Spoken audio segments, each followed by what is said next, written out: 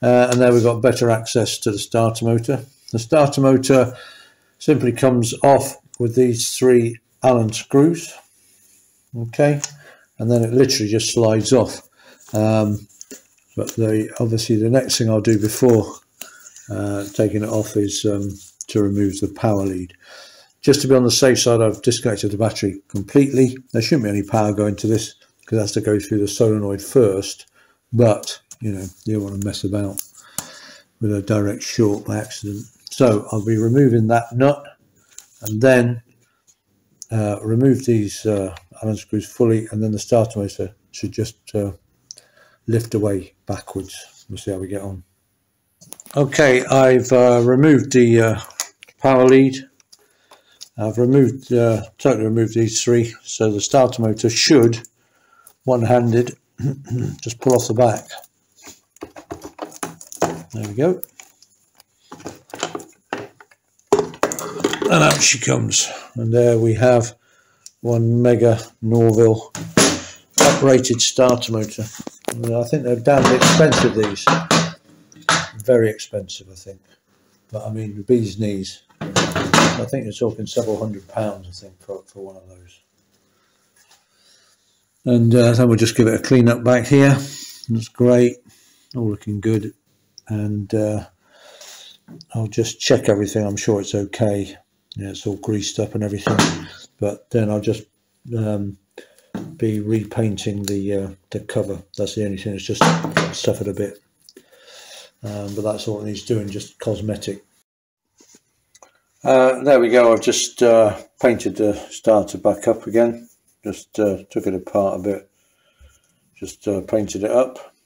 Just need to clean that down a bit. Just to get rid of the rust. That's nice. Polished it up a bit. You know, just cleaned it up so it looks, you know, like the new starter that it is. You know, and all I've done is just grease the pinion, and that's. Yeah, the only issue that I found was, again, with a bit of sort of broken wiring. So this is the connector, you know, that the live goes to drive the starter motor, and it's got this lovely you know, rubber thing on, which is just completely fractured. So that is the live wire. Now, so it's open, but I mean, there's nothing really. It's open. It'll sit sort of under there. There's nothing that will really touch it. But obviously, it's not good to have a massive live wire sitting around exposed under the engine. Of course, it's only live when you press the starter, but not good. So I'm going to put some sealant on that. Does it already have some sealant on? It looks like it might have already had some kind of sealant on, but I don't think that was to mend it. I think that was on from, you know, before that split. Anyway, I'm going to put some sealant on. I don't want to put tape around it because tape will just come off after a couple of years, and I don't know what else to do, so I'm going to put some sealant on that, and just to make sure it could never accidentally earth out, you know, on the frame or something. And there we are, the starter motor back in, painted up, a bit polished and cleaned up a bit, looking like the new starter motor that it really is, and ready to spin the old engine over. So I'm quite pleased because that's kind of the first bit of reassembly. It's been disassembly up to now.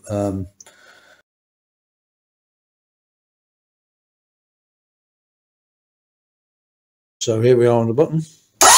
Wow. Oops. Oops. There we go. Blimey. Oops. Okay, so that was, wow, that turns over amazingly. So, and that raunching sound was the starter motor failing to engage a couple of times. You know, that was, it was spinning without engaging.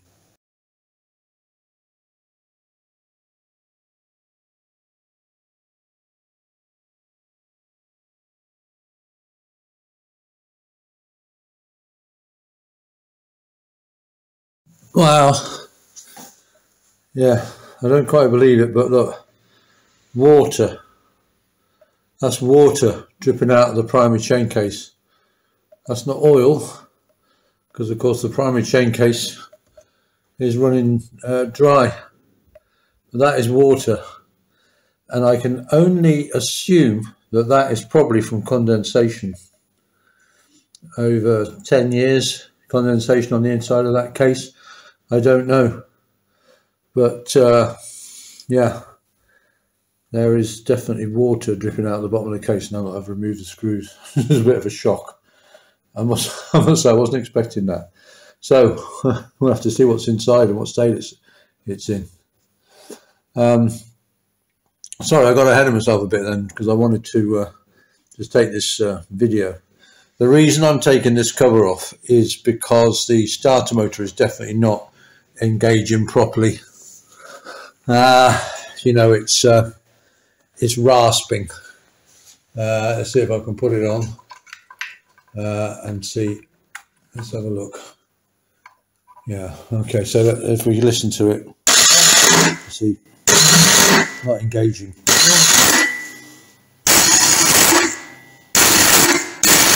Not turning the engine over. It does occasionally catch, but far less frequently than not. I mean, I'm glad I did that, because that's now freed the case. Now the other odd thing is, it could be, you know, we've got water coming out because they haven't put a gasket. They haven't put a gasket here because let's just pull it off, see what we've got. Just, any remaining water. There's not much in there, but there was definitely water in there, wasn't there? So, right, let's have a look. It's all greased up and stuff. I'm just gonna, but yeah, definitely water. So I think we might put the gasket back. I'm assuming it was, yeah. So it looks like a sort of high-powered alternator we've got there, belt drive, and I'm not sure if this is a different clutch. It's definitely obviously a different chain wheel because it's a belt drive, but and obviously things are greased because there's no oil in there. But I'm trying to work out whether there was condensation or water's got in because there's no gasket. Anyway, we'll inspect that later. Let's just quickly turn the engine over. I haven't looked at this. Let's see if we get any clues at all about what's happening with the starter. Right, something's spinning.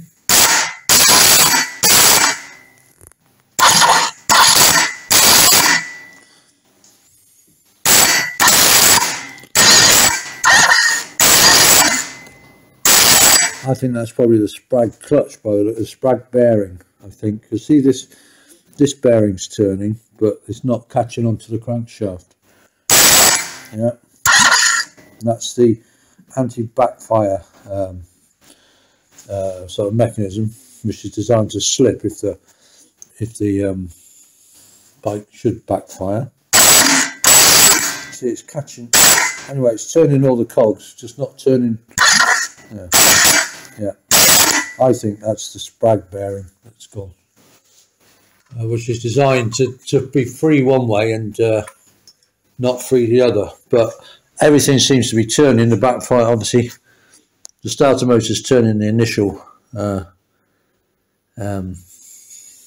pinion, and then, or gear, and then it's turning the backfire mechanism. The backfire mechanism is turning this cog here, which I think is let's have a look. Yeah, metal, and it looks like, sorry, it's difficult to do this while doing the camera because it looks like there might be some sort of metal, or it could just be bits of blobs of grease. It's hard to tell, but I was thinking that there might be I'll inspect it, there might be bits of metal there, but I think that's probably the sprag clutch has gone.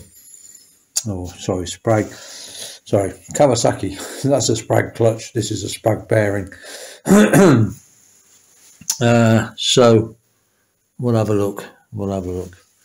We'll take all this off, and but I probably will put a gasket there because you know, there's definitely quite I say quite a bit of water. There was, you know, a sort of cup full of water came out probably, which was probably from condensation, but it could have been, you know, from water. But then, yeah, no, I was thinking that when the bike was ridden, it could have got water in, but then that would be 10-year-old water, which you know, considering there was water in there, there's, you know, there's no real rust. There's rust to the nut there, but the rest of it, there's no signs of major rusting on it, on any of the steel parts.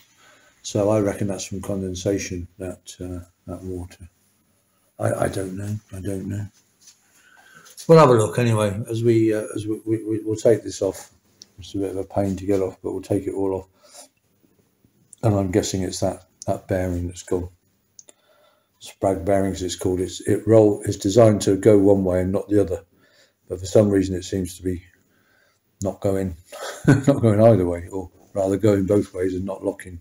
It should lock one way and be free the other, but it doesn't seem to be locking. So we'll check that. Anyway, that's about the easiest primary chain case I've ever taken off. I'll take that. Oh, there we go. There we go.